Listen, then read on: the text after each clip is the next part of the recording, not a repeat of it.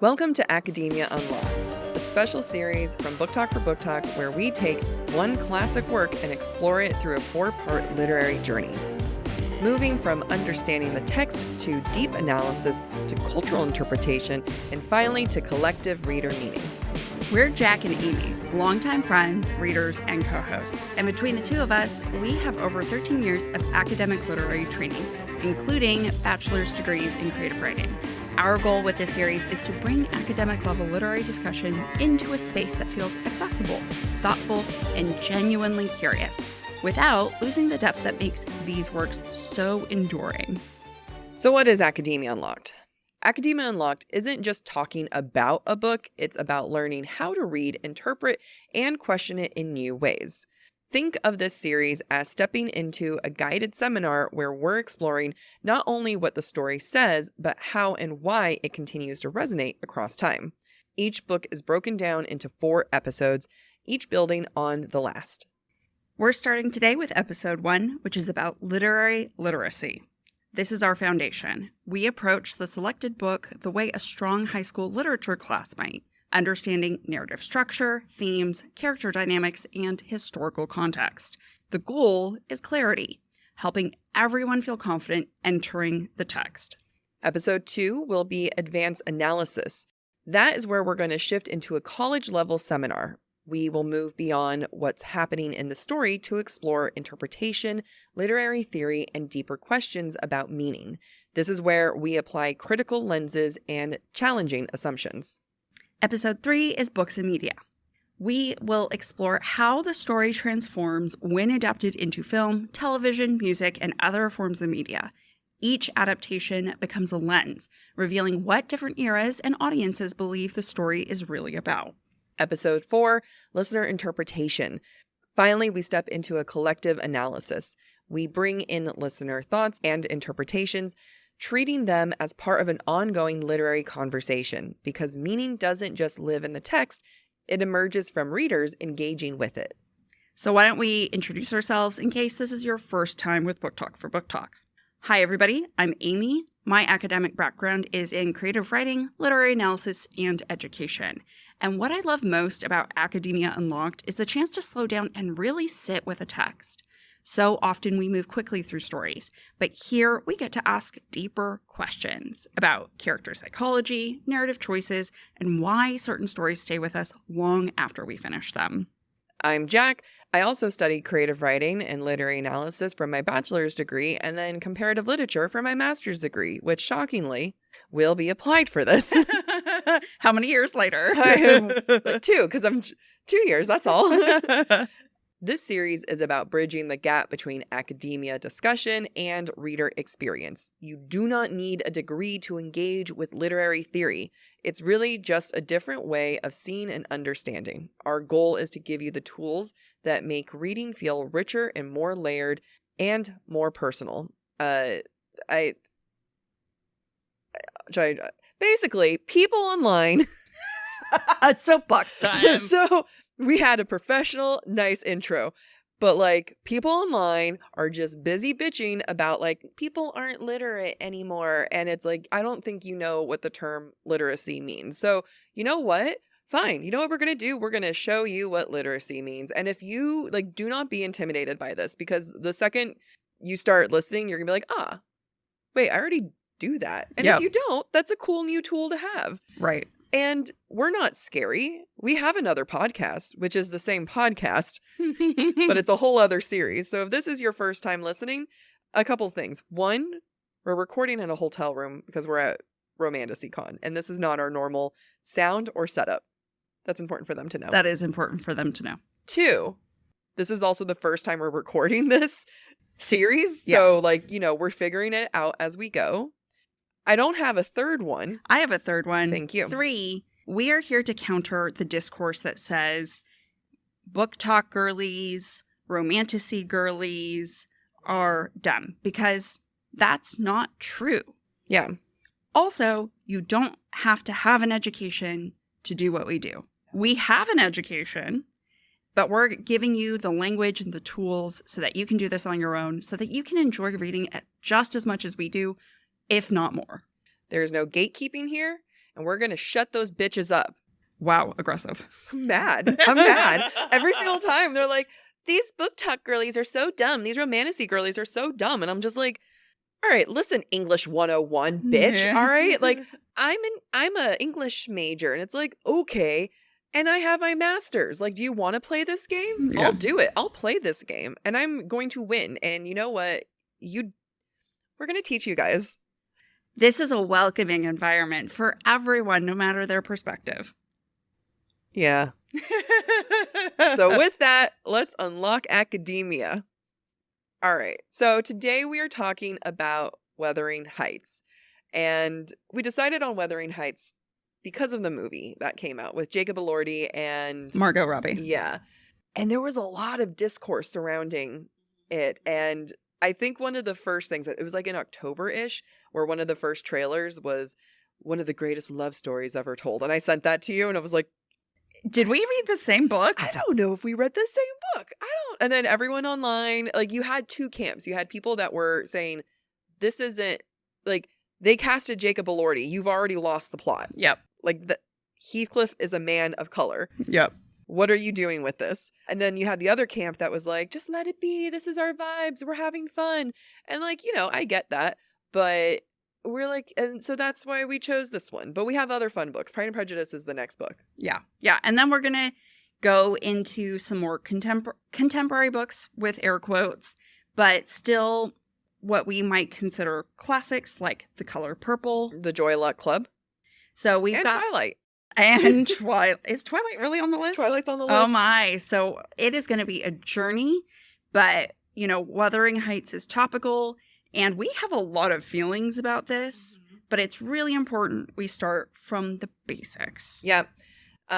So we're going to start with the first segment, and each episode's going to follow the same structure. So this is high school AP level English class. I'm calling it AP level. If it is, who knows? And if you're international, like an IB level English class, like a higher level. I didn't know that's what it's called. That's what I had. That's what I did. Oh, I did not have fancy. AP. Amy grew up in China. That explains everything. It explains everything. It kind of does. Okay, so segment 1 is going to be myth versus reality. The whole point of this is to break down previous notions immediately. And that's basically, what do people initially think going into this book? Because when you have a classic like Wuthering Heights, people think it's so culturally relevant that even if you haven't read it, you kind of know of it. So what are some things that readers, people, humans might come into this? Well, especially if you've watched almost any of the adaptations ever made, you might assume that Wuthering Heights is a tragic, romantic story about a dark and brooding anti-hero, about a love that transcends time and space. And quite frankly, that's not the point. Yeah, it's not love. It's not. It's not love. It's not a healthy love. No. But I mean, it's so funny because like when you think of the Brontë sisters, one, everyone forgets Anne. I've never read Anne's book. I haven't either. I'm going to be reading Anne's book eventually. I have a lot of things I need to read, but that's going to be one of them. But when I think Jane Eyre, that is a romance. Again, dark as hell. Gothic romance. But right. like, they end up together. And that one's by Charlotte Brontë. Yeah. So I think people automatically group, and this isn't horribly long time after Pride and Prejudice. So I think people just kind of group it all together. Yeah, even though one's Regency and one's Victorian. Yeah. But I think we get into that more later. Well, and here's the other thing. So Emily Brontë wrote Wuthering Heights. I actually don't remember the order in which all these were written. It all came out within the same year, I think. All three of them? I'm pretty sure. I got my phone. Well, you look that up. Anne Bronte's book is considered one of the first feminist writings of our contemporary times, modern times. Jane Eyre is a dark Gothic romance. So you would assume among the three sisters with Wuthering Heights, we'd have something a little feminist, a little bit... Yep, all in the same year. All in the same year. That's wild. Yeah. What's wild is because these three sisters lived out on the moors in England with very little society. Yeah. And all of this is in their head. Like, they did not have social context for a lot of these things. Other than whatever the hell was going on in those moors. Right. I mean, other context, though, is that their father was an abolitionist. Did I say that correctly? Okay. If you're new, I can't say words. And that means he was part of the anti-slave movement. At this time, there was no slavery within England, but England was helping with slavery everywhere else. Right. And they were profiting off of that, and they were colonizing. So let's not give England a lot of credit here. Like, we're No not credit. saying like, wow, they're woke. No. But that is a huge influence on the Brontes as well. Like, they were raised in that environment. So for, again, whatever was happening in the moors in the Victorian era, where it's like, your girl's good, Yeah. because all three of them are dark. Yeah, they are very, very dark. And I mean, this was how essentially playing how I learned it. Playing make-believe, Yeah. writing these stories was their only pastime. Yeah. And if you don't know what the moors are, take a look at the landscapes in the recent Wuthering Heights movie. Dork. It's dark. It's depressing. It's just a vast kind of landscape with not a lot, with a lot of hills and... There's a lot of marshes, Yeah. which are just like soupy water. Like, am I wrong? No, you're not. it's just like, they're not ponds. They're just like random spots of like really wet water. And it's very bleak. It's very depressing. However, we live in California in LA, and every time I look at it, I'm like, that looks lovely. Yeah, That's- absolutely. I'm going to go to the moors later. Oh, When I go to England later, I'm going to be going to the moors. I love it. Sam's going to take me to all the Amazing. she was like, let's go see the Brontes. And I was like, okay. Yeah. I'm going to go frolic. So we're going to talk, we've talked a little bit of what people think what this book is. We're going to talk about what this book actually is and why is it that misunderstandings continue. So like we were saying, people come into this thinking that it's going to be an epic love story, and they really do compare it to Pride and Prejudice, which is so funny to me. Because, like, okay, Jane Austen did help pave the way for female authors. Right. And her books were more about talking about Class, structural class systems. And, there's a lot that Jane Austen does, but she does it in a very witty way. Not the Brontes. I was going to say, Jane Austen, although she broke the mold, she still stayed within the mold, right? Yeah. She spoke a language people in society understood. Yes. Where I think the Brontes brought an element of horror Yeah. to society that I don't think female authors were known for at the time. A lot of authors at the time weren't really, I mean, female authors especially, but books in general at the time were not this. I mean, when you think about what this book is, and I'm going to use a term that right now, like modern times are like, that's not it. Like, it's essentially a psychological horror. It's a Gothic psychological horror. And people might be like, there's more psychological horrors. Well, This, a lot of times past, okay? yeah. But this is one of the first ones. I think it's been over 200 years at this point. Many a years. Almost 200 years. Many years. Some would say dozens. What this comes down to is Wuthering Heights is about class systems. It is about oppression. It is about obsession. And it breaks down the notion of what romance was considered during the Victorian era. Mm-hmm. I think the other thing that's really important is it has a very strong trauma narrative. And, we speak in modern times about generational trauma. Well, that's what this book is. This is all about generational trauma and how what we do as humans impacts the people that come after us. It's, I feel like when you talk about generational trauma, whenever I brought that to my mom for the first time, she was like, huh.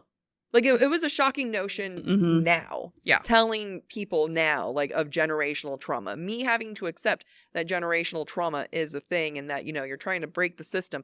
That now, in 2026, is still a concept that people are discovering. Yeah. Brontë was talking about it then. In the early 1800s. 1847 was when this was published. Oh, 40s? I thought it was 20s. 1847, I think. When was... Because I thought Anne died in 1829. 1847. Okay, well. Yeah. I mean, it's like the fact that they're talking about generational trauma Yeah. then is incredible. But I think what people really didn't expect, especially from a female author, is the fact that this is an anti-romantic story. This is not a love story. It was not supposed to be a love story. It's supposed to be about breaking generational trauma. And there's love at the end. Right. You know, but against all odds. Against all odds. And it's not even about, oh, they find love at the end. And we're not talking about Heathcliff and Kathy here. We're talking about their kids.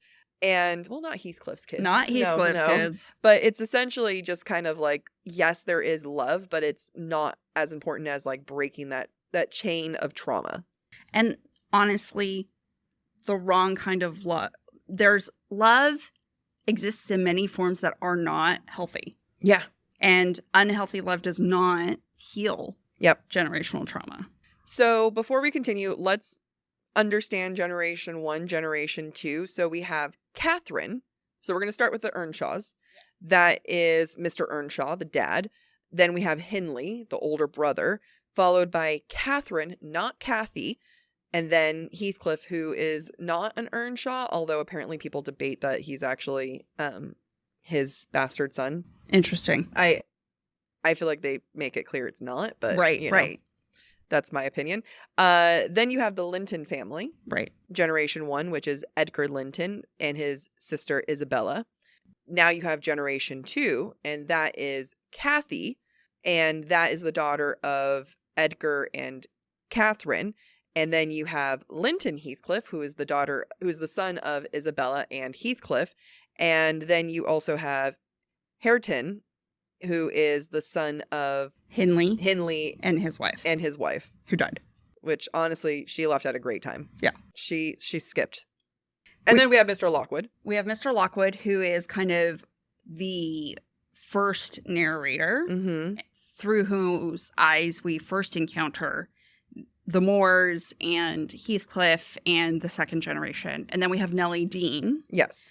Who is the same age as the Earnshaws. She grew up with them. She became essentially like a housemaid, a housekeeper for their families. So we just want to get all the characters, especially when we talk about Catherine versus Kathy. But coming back to the story, right, and people thinking that this is a love story and the fact that it's actually emotional horror, it's the intensity between Catherine and Heathcliff. That is the center of all of this. And it's not meant to be presented as a healthy love. It's about the love is destabilizing. It's consuming. It's destructive. Yeah. And it really comes down to planting the seeds very early in this book and in this episode that it is about obsession versus love. Yep. And then chaos versus social order, because there's a lot of commentary too, not just with the love. I think the idea of this love story gets so big that people don't realize that there is a whole lot of conversation around social order as well. Yeah. And I think part of that has to do with the narrative choices, which we'll get into. I don't know if we're getting into it right now. No, we're talking about historical context. Come up with that transition. Yeah. Social chaos and social order, and then transition to... Yeah. But before we get into narrative choices and who the narrators are, let's talk about this idea of chaos versus social order. And this is something I think we see a lot in Victorian era literature, because everything about Victorian era literature was about being buttoned up and, you know, are you performing the right social niceties and are you adhering to social norms? And behind all that structure is chaos, is desire, is ugliness, which, you know, is hidden behind any society that is very performative. Yeah. Yeah. So I think you just call it segment 2. So as we go into segment 2, this is what we call historical context, but without the overload. What's important about providing the historical context is that it's going to help inform the interpretation later. So some key questions we're going to discuss. What cultural anxieties shaped this book? What genre traditions is it using or subverting? And why were Victorian readers shocked? Because I am confident they were shocked. They were sitting there clutching their pearls, being like, in my book? In my library? So, like we said, it was published in 1847. It was published under a pseudonym, so people did not know it was Written by a woman. Charlotte Brontë. I always forget. Emily Brontë.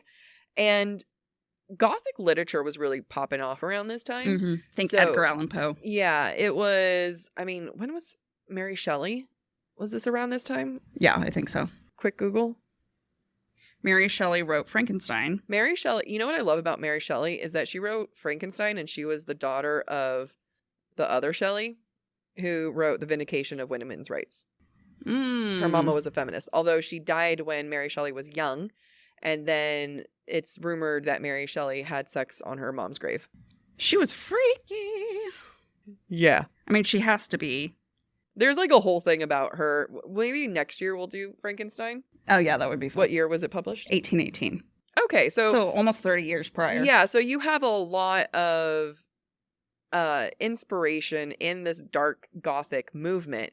And the thing with Gothic literature, it's more than just the environment. The environment is A character within itself. it really is, because within like Gothic tradition, it's more about it being psychologically darker. So that's why the environment might be a little bit darker. So that's why you have like creepy crawly, and then later on in like more modern-ish books and movies, you have like everything is like rosy and sunshine and like the psychologicals within that. But before all that, it was a very darker setting and a darker narrative.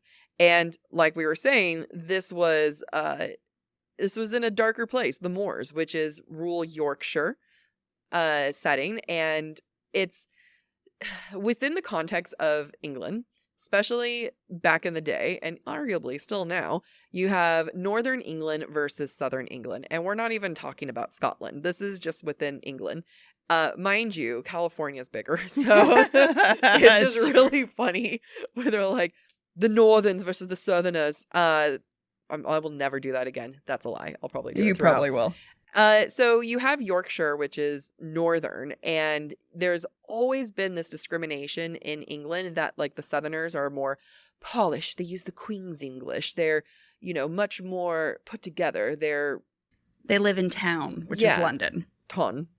They live in the ton. Yeah, and so they're just like more prissy. That's like kind of essentially versus the northern English are this savage, rugged, more chaotic, rural, primitive area. And then again, they're not even thinking about Scotland at this point. Right, Scotland right. is like even more judgment. They conquered Scotland. It's just a whole thing, free Scotland if they want to be. And you can say that Victorian readers expected this moral clarity. So when they were reading this, they wanted to be like, yes, like Northern bad, Southern good. Like that's right. Good characters are rewarded. Yeah. Bad characters are punished. And then that's it's karma. I don't know. I mean, that's just what people expected. Karma is a Hindu thing, Buddhist thing that comes from India, which they also conquered. It's very unfortunate. But I mean, it really comes down to like, the classic storytelling of the classic book and hero's journey, right? And Wuthering Heights says, nah, bitch. It refuses that. It refuses the whole framework of that entirely, which made the early critics very uncomfortable. And honestly, I feel like when you have a book that's uncomfortable, you are sitting on something very good. Right. And I think honestly today it still makes people uncomfortable, which is why people mischaracterize it as a love story. Because they don't know what to do with what it's really about. It's, even though, I mean, we'll talk about it even later, but even though at that time marrying cousins wasn't completely unusual. Yeah. I don't think it was meant to be like this heavy of the marrying the cousins. Yeah. Which I think is also meant to be very uncomfortable because it also shows that it's like keeping the trauma in the generation. Yeah. You keep it in the family. Yeah, literally. To Jack's point, what you see in the book and what readers back then would see and what we're meant to see through the environment is that there's this wildness, lack of moral, social understanding versus what it means to be civilized. because in the Victorian era, class was very rigid. It was very hard to transition from one class to another. There are just social mores that you stick to. Yeah. And it really is like one of the themes really will be wilderness versus civilization. Yep. And like this book stays within one small town. You don't even go outside of town. You stay within these two homes and that's it. And even with these homes, you have the intense wilderness of Wuthering Heights, and then you have the, trimmed gardens of the Lockwood Manor, or not Lockwood. The other Linton is Linton Place. Thrushcross Grange. Thank you. So that is kind of like one of the base things that you have to know going into it. Now we're going to go into segment 3, which is basically about how to read the structure. And this is going from orientation. So we kind of gave you the orientation of the historical context, right? Who are the characters? What are we even doing here? And now we're going to take you into pattern recognition. That's the next phase of literacy. And the goal here is basically to give you guys a reading lens, like so you can have a better understanding of everything. And some of the key concepts that we're going to be discussing will be narrative structure, which is huge with this book. So important. The fact that there are multiple narrators, the concept that narrators are not always, if at all, reliable, and so important. The timeline. Yep. So one thing that is so important to remember while you read Wuthering Heights is we never hear directly from the source. We never get the story from Catherine or Heathcliff's point of view. If you've ever studied history, you learn about primary sources, secondary sources, tertiary sources. And what we're getting in Wuthering Heights is a narrative from somebody else who heard it, or somebody else who witnessed it, or somebody else who wrote something, which means you have narrators who are seeing things through their lens, through their understanding of the world, of class, of these characters that are very complex, which means we're never going to see the whole truth. It's so true, because for the most part, we get Nellie Dean who's telling the story, right? And she's telling this to Lockwood. And then there's a transition later on in the book where Lockwood is journaling Nellie Dean's story. So you kind of have a two-distance review, right? Right. Because now it's kind of like, Amy, tell me about the drama at work. Yeah. And then versus me telling my therapist about the drama at your work, which I did do this week.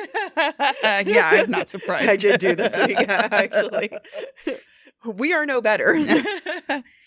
But why this is important, and one of the things that I love about this book when I was reading it, is we first encounter Lockwood, who is our first narrator, and he's coming to the moors, and he's coming to rent Thrushcross Grange because he wants to get away from society. And we get a little bit of his backstory and where he's recently come from, and immediately we're supposed to understand that this guy is dumb as shit. Yeah. He does not understand society. So he tells a story at one point about how I was really into this woman while I was in this city. And I think she finally figured it out because I was staring at her so much. And when she started to stare back at me, I got broody and withdrew. And then she got really confused. I forgot about that. It's so funny. This guy, and when he first meets Heathcliff, he's like, this is such an upstanding man. I know. Like, we're both on the same page. We don't like being overly flowery and nice with our language. I appreciate how abrupt he is. Which is also funny because Lockwood is from London area. Yeah. The South, the more civilized area. And so he's coming up to this northern Yorkshire and is like, it's kind of like when John Mayer went to Montana. I thought it was Wyoming. One of them. And was like, you know what? I'm going to buy a cabin and it's like a giant ranch. And it's like, I'm going to play cowboy for a little bit. Yeah. And Justin Timberlake did the same thing. Yeah. There's this thing about womanizing men that just love to pretend to be rugged And they're like, I'm going to go for an adventure and Yeah. I'm just going to go be a manly man. And that's what Lockwood did. Basically he thinks it's quaint. He's Yeah. gone glamping, essentially. Yeah. And thinks he's like one of the rugged Heathcliff. He thinks he's Heathcliff. Which Heathcliff, we know, is this tall, burly, wide, strong man. Like they've established his depiction very clearly. He is tall, he is wide, he is like, he's built, essentially. He's built. And most importantly, that almost every film or movie adaptation has ever gotten rid of, he's a gypsy. He is a man. Nope, not even confirmed that he's a gypsy. Okay. Lockwood describes him as a gypsy, and Lockwood can't be trusted. Yeah, the thing is, we know that Heathcliff is a man of color. It is described that his father could be, like Nellie Dean tells him, like, oh, your father could be from an emperor of China and your mother could be this empress from India. She tells it to make him feel better. Yeah, but we basically have both the origins kind of like laid out, right? So he has more Asian features, darker skin, and he's got some great hair. Yeah. From what I've heard. Yeah. In the book. So he's all things mysterious. All things inappropriate for a lady of society to want. Yes. Yeah. But also there's this othering factor and a fetishizing factor with what Lockwood is doing with Heathcliff. Because, like we've said, Heathcliff is this tall, burly, sexy man. I'm just throwing sexy in there because, like, every single Heathcliff I've seen is sexy. And there was, like, that one time when Amy and I were, like, back in our 20 clubbing days. You know exactly what I'm talking about. I remember. I see it happening in slow motion. I think we're still in love. I think this is the one that got away. We were, like, at this magical club night, and we were, like, one of the only women there. And there were just, like, a bunch of really attractive guys. And there was one guy who, like, bumped into me, and then we danced. Did we dance? No. He grabbed you. Oh, yeah. And was like, are you okay? And then I fell in love. And you were dumbfounded. I really was. He was this tall, very attractive. Like, he is everything that Heathcliff was described to be. Yeah. So I was not fetishizing. I was just really in awe of his presence. I was in my 20s. I was young. I was horny. And I got nothing from him. But like, so I was not othering. Lockwood was othering.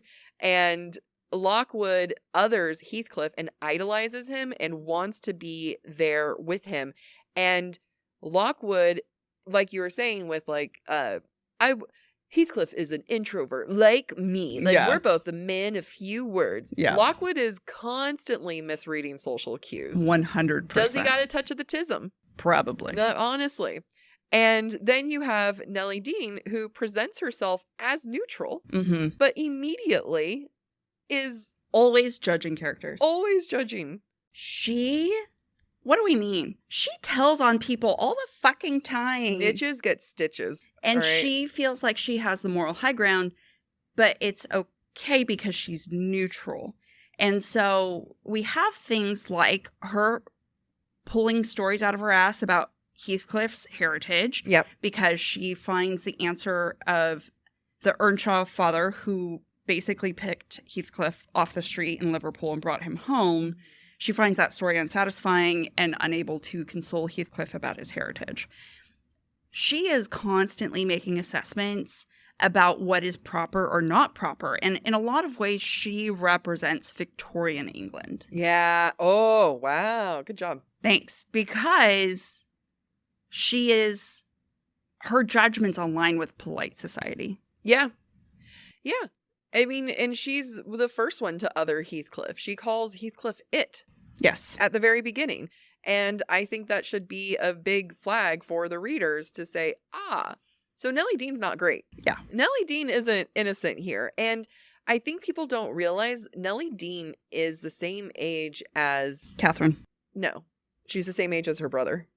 Hindley. Yeah. Yeah, that's right. She's the same age as Hindley.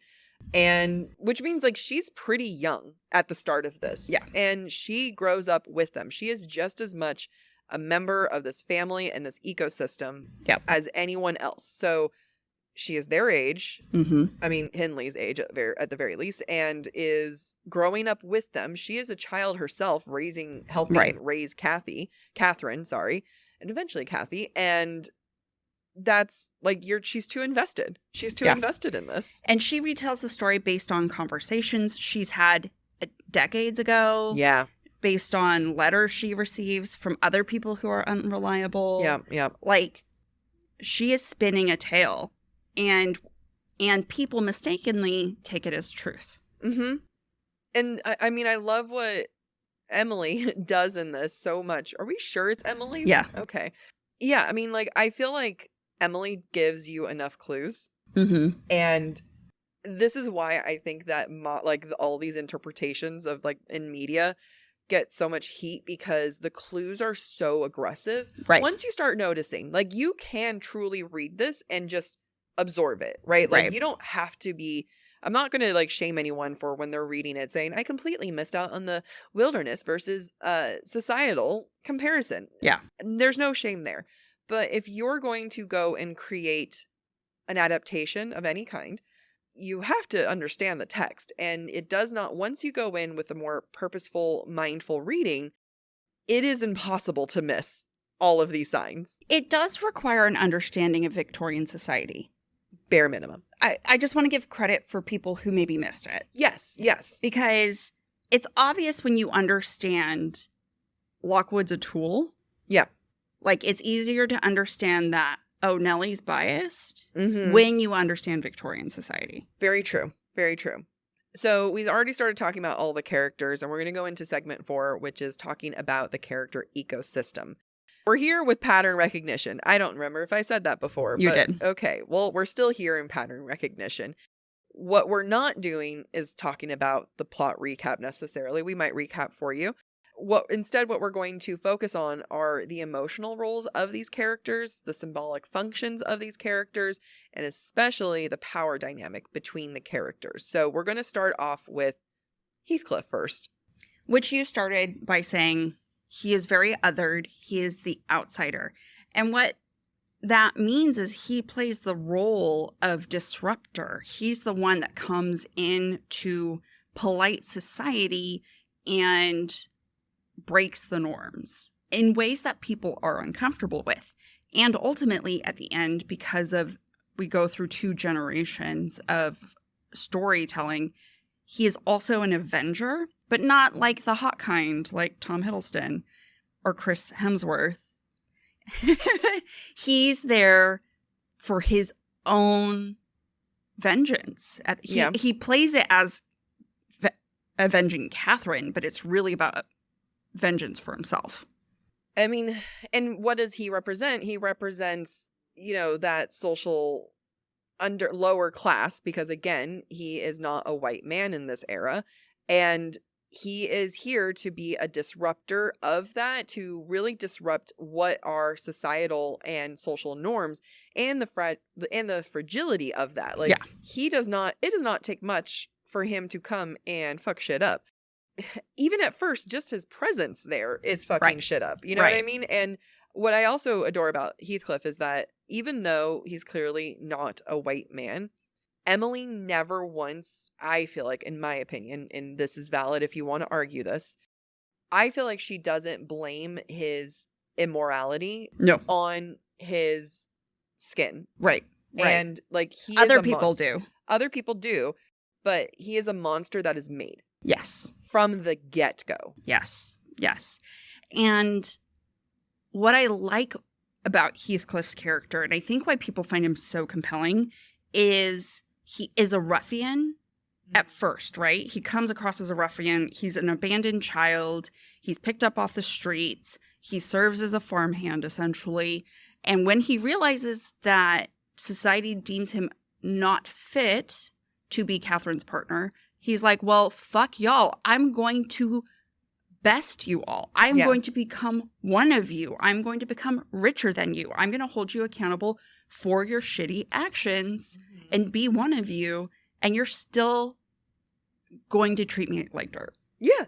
There's nothing that he can do that will make people not treat him like dirt. So what is he going to do? It's like, if you want to treat me like a monster, then I'm going to be a monster. Exactly. Then I'm going to burn this whole place down. Again, he is made. And there's moments with him and Nellie Dean, even towards the end, where he's sweet to her. Yeah. Like, he's nice. Yeah. He's not a nice guy, but yeah. Heathcliff is one of the best anti-heroes out there because he's an anti-hero in the sense that, like, he's not meant to be saved. Right. So, like, arguably I could say he's not really an anti-hero. Right. But you also can't necessarily give him the title of antagonist. Exactly. Like, there's these moments where he's still like, Nelly. I'm just listening to the audiobook. Nelly. What's the, like, where he's just like nice to her sometimes, of like, hey, I remember us from like back in the day, like, your family, we're family, mi casa, su casa, and I'm Chilean, and it's very much, there's these moments that I feel like you can see the boy that he was, and that's sad. Yeah. Because in my version, he is a great guy who ends up at a club. Well, making sure that he doesn't hurt a young woman. I think what's tragic about Heathcliff is he is capable of so much love. Yeah. But he was never taught how to love. He wasn't allowed. Right. He wasn't allowed to love. Yeah. He wasn't taught how. He wasn't allowed to love. And early on, Mr. Hindley, the father... Earnshaw, thank you. Mr. Earnshaw, the dad. Something that's very different, especially in episode 3, we're going to talk about books and media, but I'm going to reference it now because I think other people have seen it too, where they interpret that Mr. Earnshaw, thank you, is abusive to him, when that is not the case. Early on, Mr. Earnshaw is nice to Heathcliff. Mm-hmm. And Heathcliff, and every time that happens, Hindley, the older brother, abuses Heathcliff. Yeah. Aggressively and violently. Like, he tortures him, he beats him, and Heathcliff learns that when you're loved and openly loved, it means punishment somewhere else. You do not get to love openly and safely. Yeah. Yeah. And it's best exemplified, like, I think Emily did that part so well because Mr. Earnshaw was coming home from Liverpool, was supposed to have like Christmas presents or just like have presents for Hindley and Catherine. But he brings home Heathcliff, and it was like a violin, a fiddle, or a flute that he'd bought that Hindley had requested had been crushed on the journey home. Yeah. And it was so symbolic of the love between father and son being crushed. Yeah. And Hindley taking out his anger about that on Heathcliff, and that perpetuates throughout his life. Yeah. So he really doesn't know how to love. And when he finally has someone that he's in love with, Catherine, it all gets messy. Now, before we talk about the messy love, quote unquote love / obsession, let's talk about Catherine Earnshaw. I love Catherine. I do. I think she's hilarious. The thing is, though, people don't understand Catherine. No. They really misread her. And Catherine is meant to be the identity split between nature and society. Because what is Wuthering Heights? It's this wilderness. It's primal. It's nature, right? Mm-hmm, mm-hmm. And then what are the Lintons? Their society. And she is constantly split between the two. She can't decide which one she is. And she is emotionally indecisive, which makes it socially indecisive. Right. What is wilderness? What is nature? What is nature? What is society? And which one calls to you? And which one do people belong in? And I think what I like about her character also is I personally feel like her character calls into question the performative nature of society. Yeah. Because she's attracted to the nice things that the Lintons have. She puts on airs after staying with the Lintons. But she's really just a girl who likes to run through the moors, wind in her hair, and get dirty. Yeah. And she abandons that identity for society. Yeah. But she doesn't want to abandon the identity and feels like she has to abandon nature for society. And you really see this because throughout the whole time, Heathcliff is wilderness. He is nature. He is not society. He comes back with money that we don't know how he got. And well-dressed. But, he is nature. And we can really see this moment of Catherine struggling between nature and society and everything going on and just how emotionally unstable she is when she says, I am Heathcliff. And this is going to suggest that collapse of individual identity. She is not just romantically devoted to Heathcliff, but she is merging her existence, her existential existence with Heathcliff. She is wilderness. She is unruly. She is running around. I love her. I love her. She was funny. She is funny. She's also very temperamental. She's very manipulative. She likes to use people's... I mean, from Nellie Dean's point of view, she is manipulative. She never lies. Yeah. That's the thing. I love Catherine because she never lies, where she was like, well, why do you want to marry Edgar? And it's like, he's rich and I can move up in society, and like I love him now, and it probably won't be a forever love, not the way I love Heathcliff, but like, you know, your girl needs money. Like, she's straight up honest about it. And even with at the end, like, of her life, where it's just where she was like, no, now both of you have killed me. It's like, what a way to go. Spite. You want to go out with spite? She is spite incarnate. You gotta respect it. Or decarnate, because she dies. Ooh. Then we have Edgar Linton, who is the epitome of social stability, civilization, because, you know, he is the son and heir of Thrushcross Grange. He is the man who Catherine marries to move up in society. He is the gentleman we think of when we think of someone like Mr. Darcy or Mr. Bingley, right? He is put together. But what does that also mean in Victorian society? It also means repression. Yeah. Repression of the internal desire, the ugliness of what it means to be human. Yeah. And he just struggles with it. Like, he wants Catherine to merge with him. Like, he has no desire to honestly relate. I'm not an outside girl. I'm an indoor cat. All right. I'm not going to go camping with you. How many times have I said no to you? We've been friends for over 16 years. And I know. Almost 16 years. No. Or, you know, and it's crazy because we met only at 10. At the age of 10. At the age of 10, not in college. But, you know, like, it really is, he is the other side of Catherine, but he's also not innocent as well. Yeah. Edgar, people think he's the... Yeah, people think that he's, like, this innocent, because he ends up being a good father to Catherine, or Kathy, debatably. Kind of. Debatably. He doesn't hit her, so... That's a lot. Standards are extremely high here. Low. But what we really want to do is have this moment of a little exercise for homework, you might say. So at home, we're going to just do a pattern recognition exercise. So we're going to ask you guys a question, and we're going to pretend to be silent. And then we're going to give you a minute to think. So one of the questions is, which characters belong to which house? Metaphorically. Yeah. You know? So, because we've talked about what each house represents.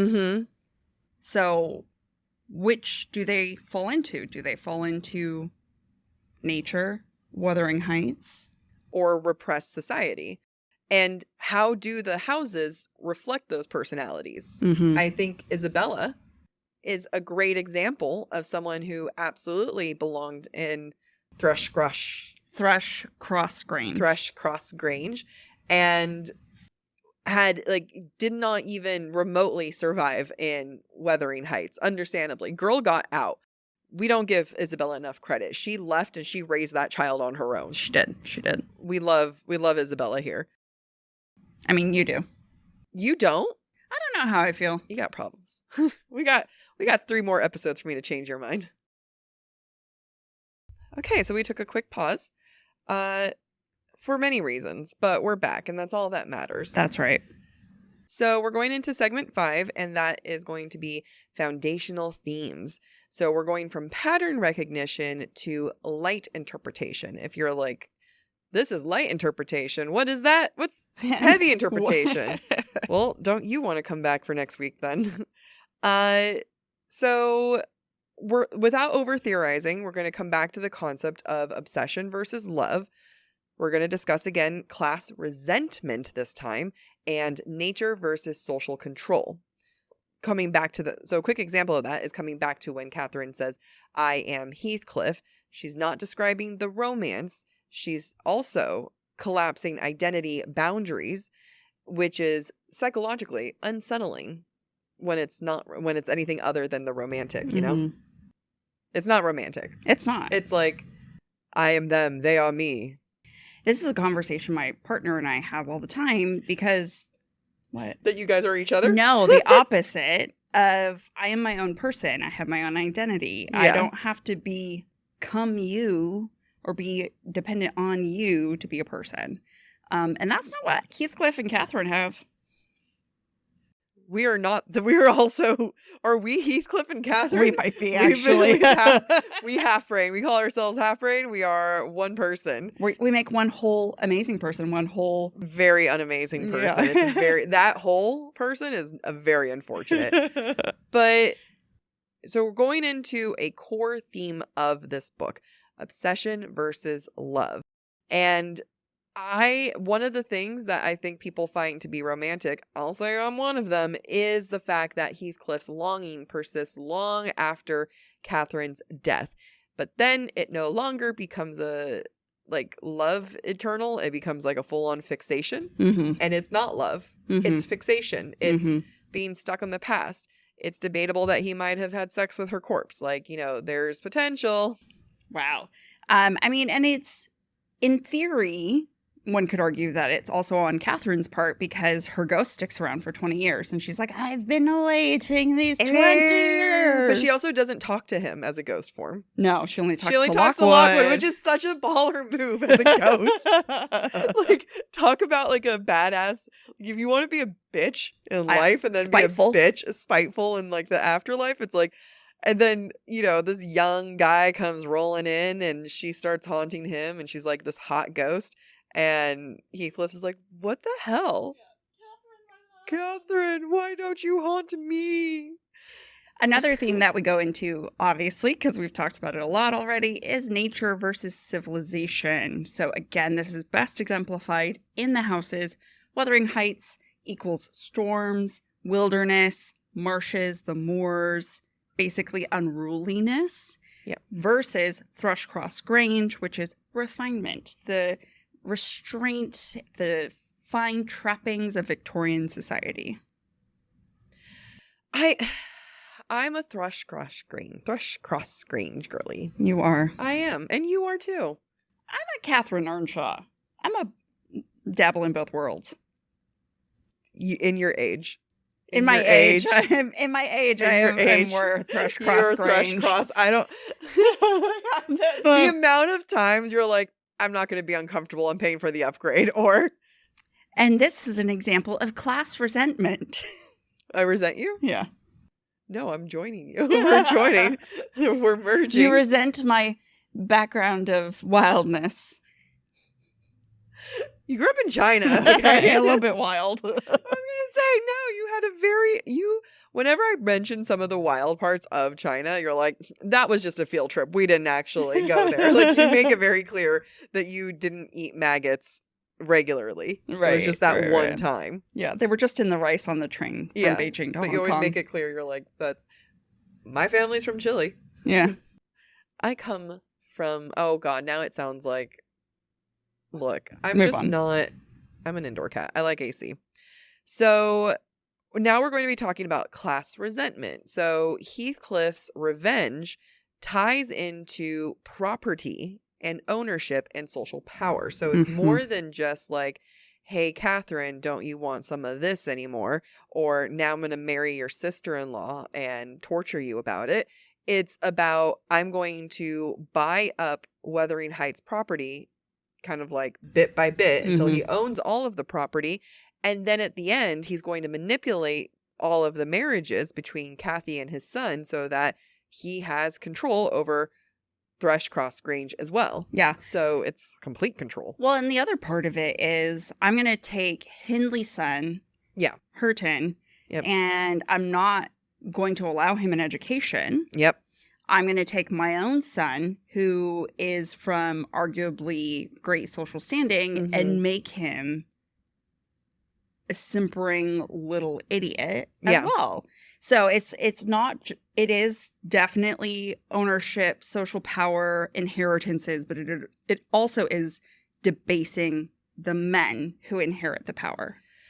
And women are just there to control as livestock and another manipulator of power. Yeah. It's, Isabella, heartbreaking. It's so heartbreaking. He even tries to kill her dog by hanging it in the trees. And she gets away. But, I was about to be like, at least he doesn't force Kathy to get pregnant, but his son dies pretty quickly. Yeah. He just controls all of the pieces. And all of the pieces mean property. They mean social power. They embody everything. And then he eventually wins. Like, that's the other thing, is that he wins. He is the king of the castle. He is on top. Everything he set out to accomplish, he accomplished. Yep. And then he dies. Yep. And I think that I love how anticlimactic his death is. Yeah. Because it just kind of comes into, I think he died because Catherine's ghost didn't show to him. And that's when he kind of started losing the will. Like, he got all the things he wanted, and it's still not what he wanted. Yeah.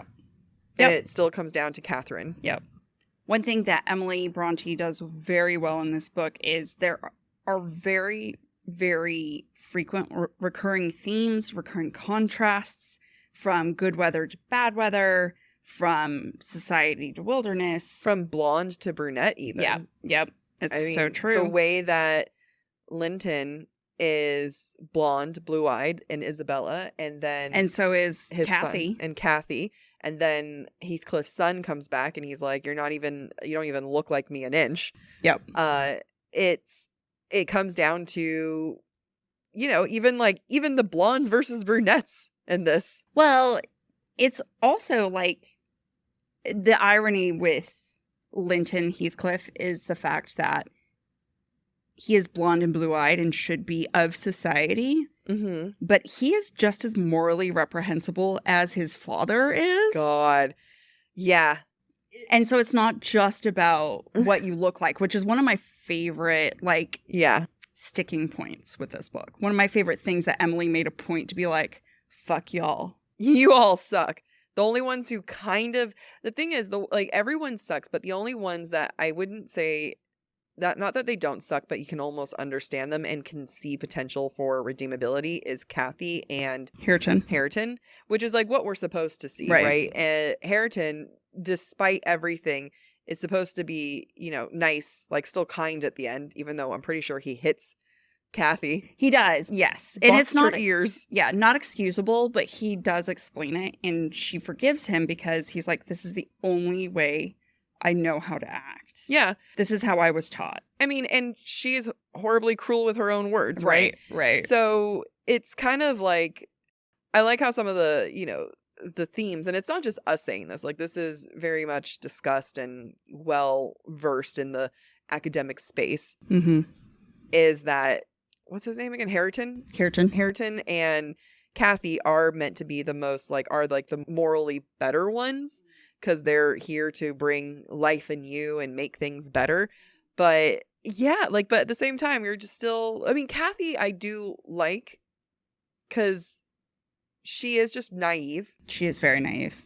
Her cruelty doesn't come from the same place that her mother's cruelty came from. Right. Nor is it the same place as Hareton's cruelty. She is also a product of her environment, the way that Heathcliff was, where she is spoiled because she was raised to be spoiled. Well, who raised her?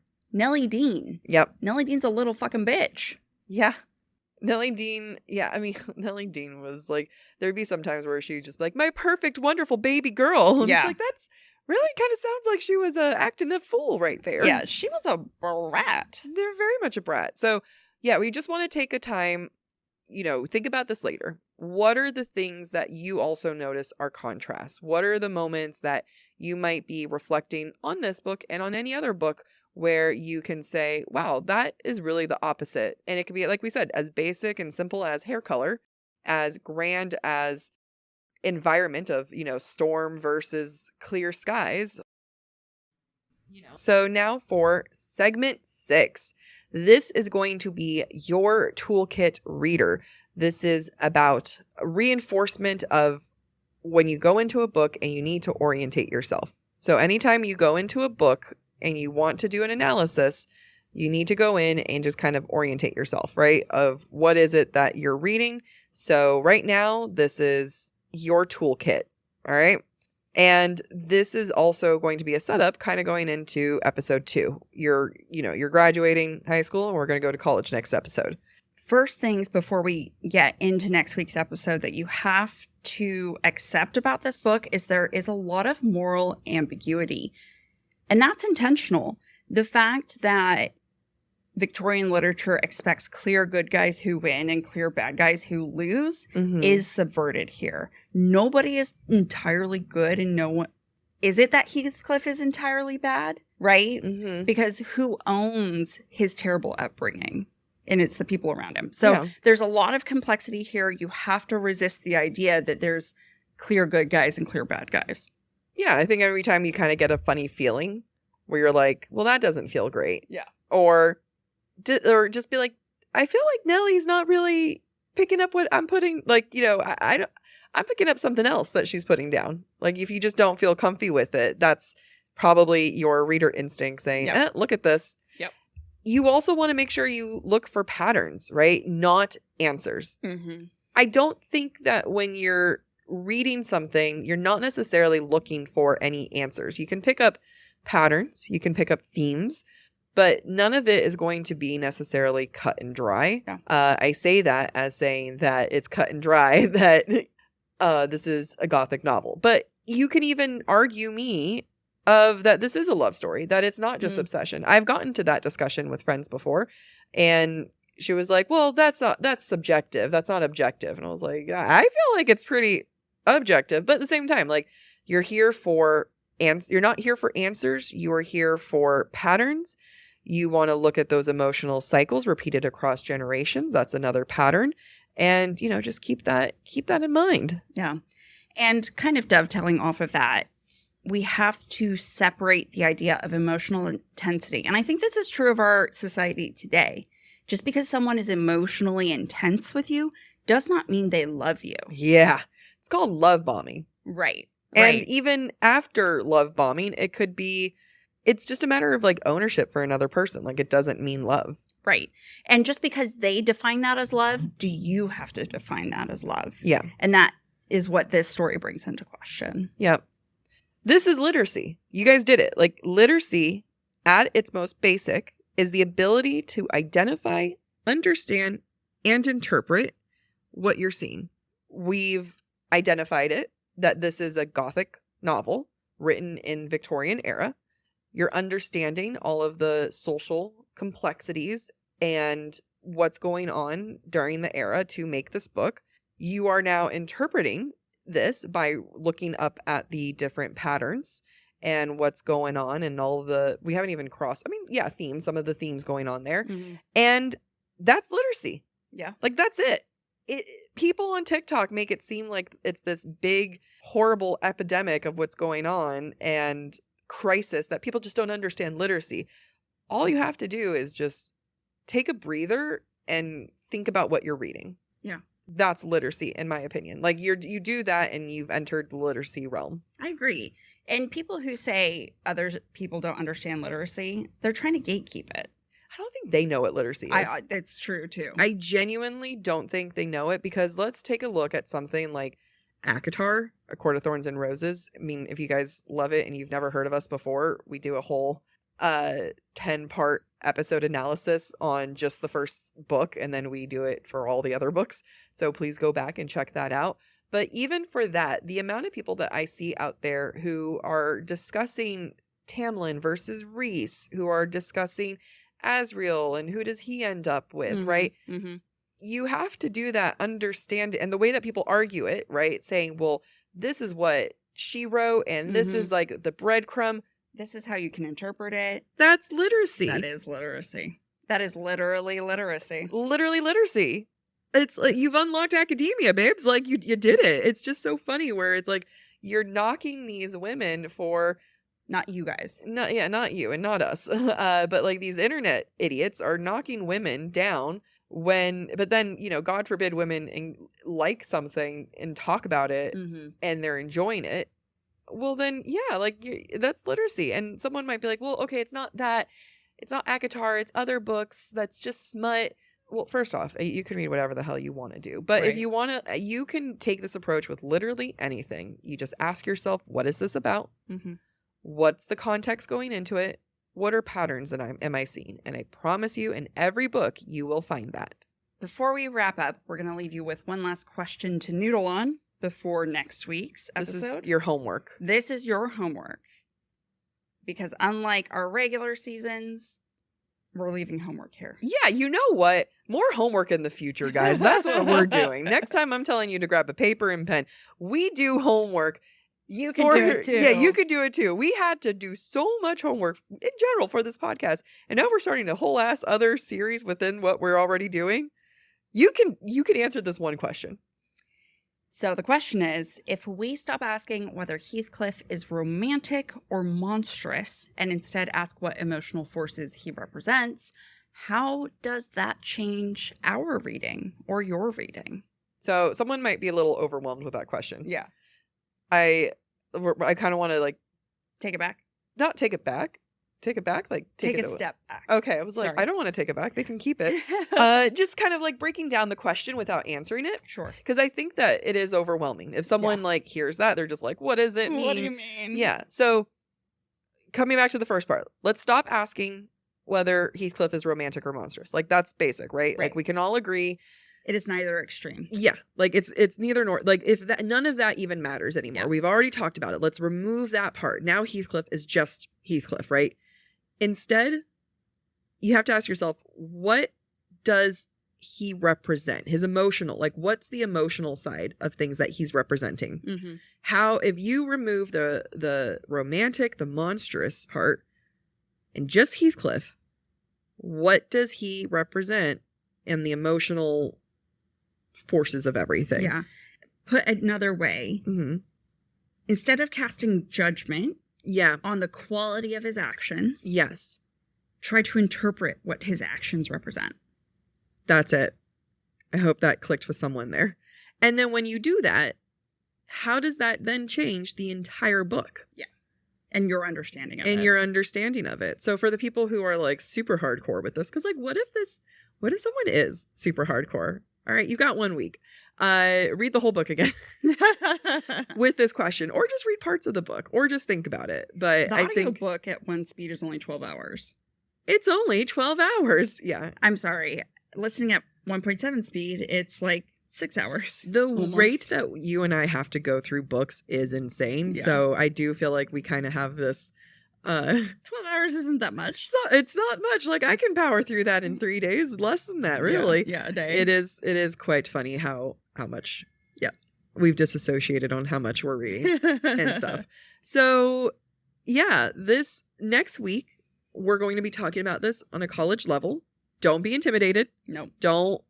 This isn't going to be overwhelming. If you enjoyed this and you feel like we broke it down for you nicely, then yay, because this is the first time we've done this. But also, it's going to be same flavor, different taste?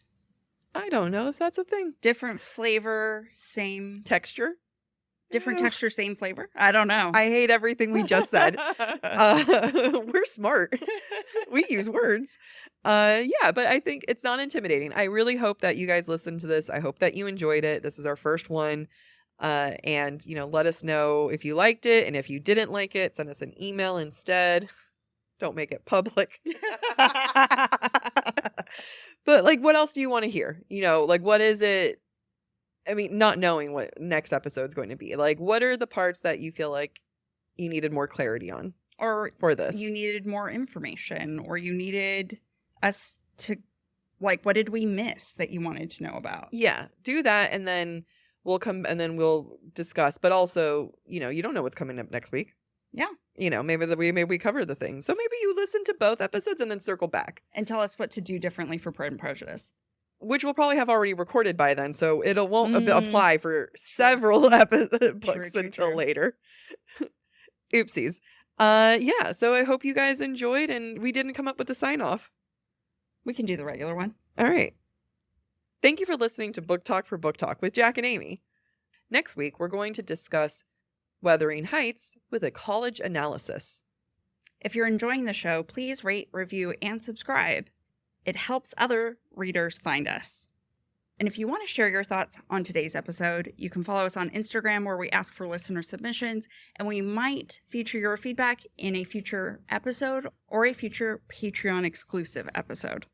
For merch and more ways to support the show, head to booktalkforbooktalk.com. You can also follow us on TikTok, Instagram, and YouTube at the handle BookTalk for BookTalk. And don't forget to join us as we keep the analysis going by subscribing to our Substack to get more insights on the romantasy and romance genres. Head to the subtextsocietyjournal.substack.com. Bye!